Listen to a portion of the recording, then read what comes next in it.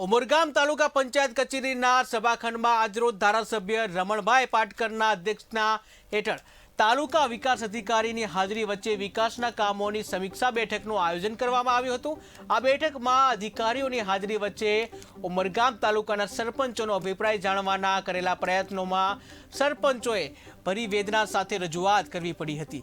ઉમરગામ તાલુકામાં સત્તા વિહોણા બનેલા સરપંચોની હાલત હુકમના ગુલામ જેવી બની ગઈ છે, જ્યાં વિકાસના કામોની પ્રક્રિયાથી દૂર રાખી માત્ર કોન્ટ્રાક્ટરોની જે મજૂરી કરવાની ફરજ પાડવામાં આવે છે, તો સરપંચોની સત્તા પર પૂરેપૂરો કબજો, ધારાથી ખરીદી વાસ્તવિક કિંમત અનેક ઘણી હોવા છતાં લાચાર સરપંચો વિરોધ કરી શકતા નથી।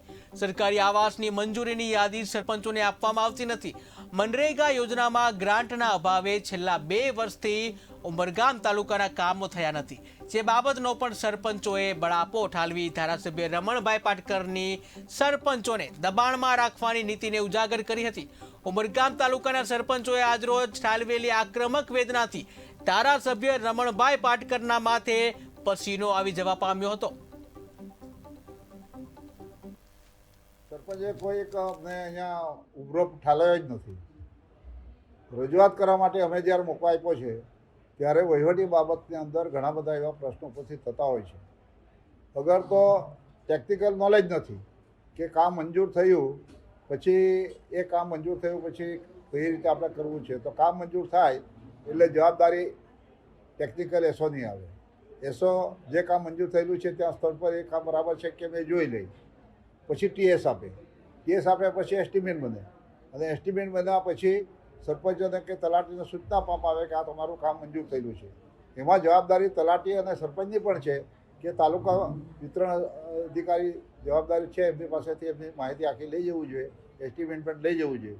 પરંતુ આજે અમે સૂચના આપી છે કે કોઈપણ કામ કોઈપણ કમિટીમાં મંજૂર થાય એટલે એનું લેખિતની અંદર દરેક ગામની અંદર એની સૂચના આપવામાં આવે અને ગામની અંદર એનું રજિસ્ટર બને કે આ યોજનામાંથી આ કામ મંજૂર થયેલું છે અને આ રીતે ત્યાં થાય। તદુપરાંત જે કામો થઈ ગયેલા છે એને પણ એસેટનું એક રજિસ્ટર પંચાયતમાં નિભાવે એ રીતે પણ સૂચના કરી છે। સાથે સાથે રામ મંદિર અયોધ્યાની અંદર 22 તારીખે જે દેશના વડાપ્રધાન નરેન્દ્રભાઈ એનું ઓપનિંગ કરવાના છે, એમાં ખૂબ જ આ ઉમંગનો અને હિન્દુ માટે જાગૃતિ લાવવાનો પ્રશ્ન છે। પોતાના મનની અંદર રામ, માણસ જન્મે ત્યારે બોલાય છે, માણસ મરી જાય ત્યારે શમશાનની અંત ઘડી સુધી રામ બોલો રામ, રામ બોલો રામ બોલતા બોલતા જાય છે।